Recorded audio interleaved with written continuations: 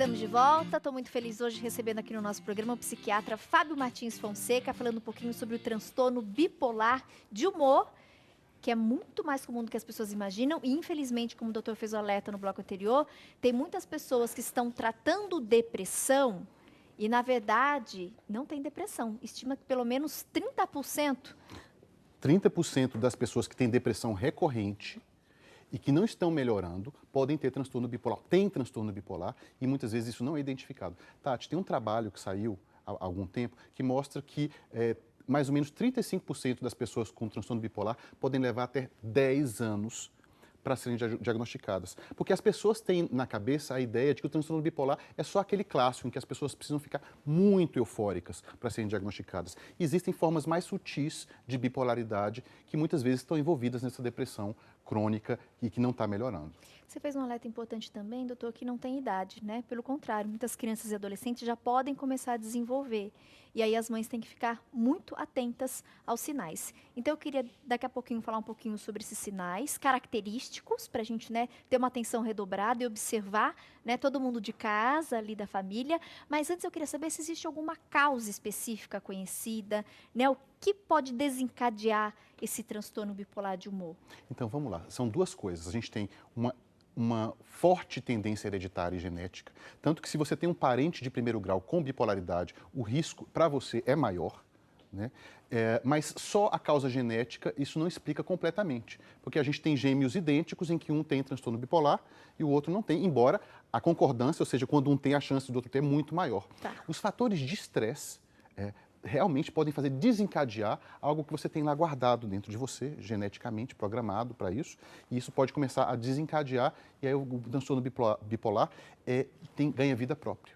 Né? Então, uma pessoa que está muito estressada, muito irritada, ou de repente algum trauma ali que ela sofreu, teve um estresse agudo, a partir desse estresse ela pode vir a desenvolver o transtorno. Se ela tem uma carga genética para isso, né? Se ela tem fatores hereditários que ajudam a explicar. É claro que pode acontecer da pessoa ser o primeiro caso na família, mas normalmente quando a gente começa a olhar, a gente vê tanto pessoas com transtorno bipolar clássico, como pessoas com depressão simplesmente, e pessoas com temperamento mais forte, mais explosivo na família.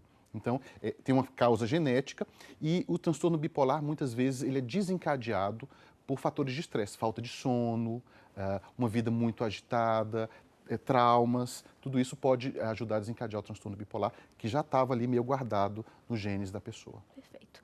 Doutor, alguns sinais clássicos, de repente, algumas atitudes, coisas que essas pessoas que têm o transtorno fazem, para que as outras possam observar, inclusive ajudar. Porque às vezes a própria pessoa não consegue se reconhecer, né?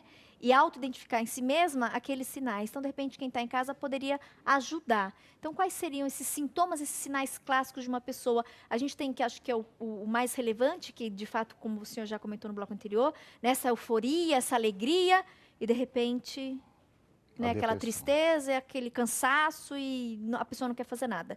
Mas além desses sinais, existem outros sinais que o corpo dá e servem de alerta? Sim, existem vários sinais mais sutis, além de uma alegria exagerada. Então, a pessoa dorme pouco à noite e tem menos necessidade de sono, porque ela tem muita energia. Dorme 2, 3, 4 horas por noite e ainda assim está cheia de pique na noite seguinte. Né? Às vezes a pessoa tem pensamentos muito acelerados, a cabeça não consegue desligar, e esses pensamentos não precisam ser só pensamentos positivos, como na fase de euforia. Às vezes, na própria depressão, a cabeça está super acelerada, super agitada e fica pulando de tópico em tópico sem parar. Né? E aí o psiquiatra vai ter que ter o cuidado de diferenciar. Isso é ansiedade, preocupação ou é bipolaridade?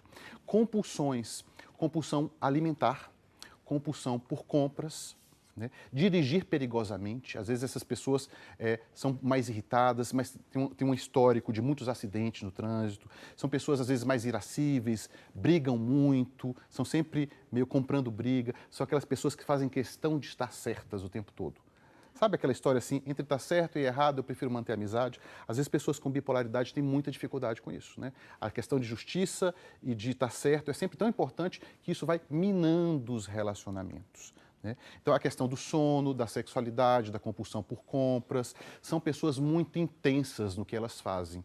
Então, todos nós temos pequenas paixões. A gente, às vezes, eu estou vendo aqui o seu programa de artesanato, né? Isso faz parte da vida de todo mundo. A gente se apaixona por aquilo. Pessoas com um temperamento bipolar, elas se apaixonam por aquilo e é só aquilo. É como se elas ficassem tão compulsivas com aquilo que parece que desaparece todo o resto. Entendi. Então são pessoas muito intensas, tudo ou nada, não tem meio termo. Tem Né? cura, doutor, ou não? Só um tratamento Tem que vai tratamento. aliviar? Tem um tratamento para aliviar. É com medicação? O tratamento necessariamente passa por medicação, Tati, mas não somente. Né?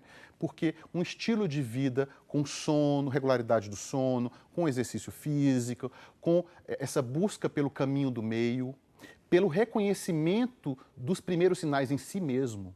Né? O que eu digo normalmente para os meus pacientes, olha, se a gente não quer que ninguém interfira na sua vida, você vai ter que se tornar mestre e especialista em você mesmo. Você mesmo tem que identificar quando você está começando a ficar mais irritado, você está começando a não dormir muito, quando você está começando a ficar compulsivo com alguma coisa e não tira aquilo da cabeça. Vai né? investigar. Vai investigar e começa a perceber esses sinais em você mesmo e buscar ajuda antes que alguém interfira na sua vida. Muito obrigada. Eu que agradeço. De verdade, por tanta informação importante, né, que você compartilhou conosco. Eu vou divulgar todos os contatos do Fábio. Para encerrar, tem alguma última informação que o senhor ache pertinente compartilhar para a gente poder fechar o nosso bate-papo, Fábio? Uma informação muito pertinente é adolescentes e crianças com depressão, em que o médico, o psiquiatra simplesmente vai lá e prescreve um antidepressivo, sem pesquisar todos esses fatores. Se você conhece um adolescente ou uma criança com depressão, pergunte para ele, doutor, a gente precisa investigar melhor os índices de bipolaridade? Essa é a pergunta que você tem que fazer para o médico. Perfeito, muito obrigada. Adorei recebê-lo no nosso programa. Eu que agradeço. Espero de coração que volte outras Com oportunidades. certeza, estou à disposição. Né? Acho que a nossa intenção de ajudar a esclarecer, como o veículo de comunicação é muito importante, né, prestar esse serviço. Eu acho que hoje a gente conseguiu fazer isso de uma maneira muito didática. Agradeço pela presença e até uma próxima oportunidade. Até lá, Tati. Boa tarde a todos. Vou fazer mais um intervalo rapidinho e na sequência a gente volta. Hoje tem pérolas de queijo no quadro Bom Sabor. A gente finaliza no próximo bloco e já Vitória Quintal trazendo mais um passo a passo em tricô, uma blusa linda para você arrasar no verão. Não sai daí, a gente volta já.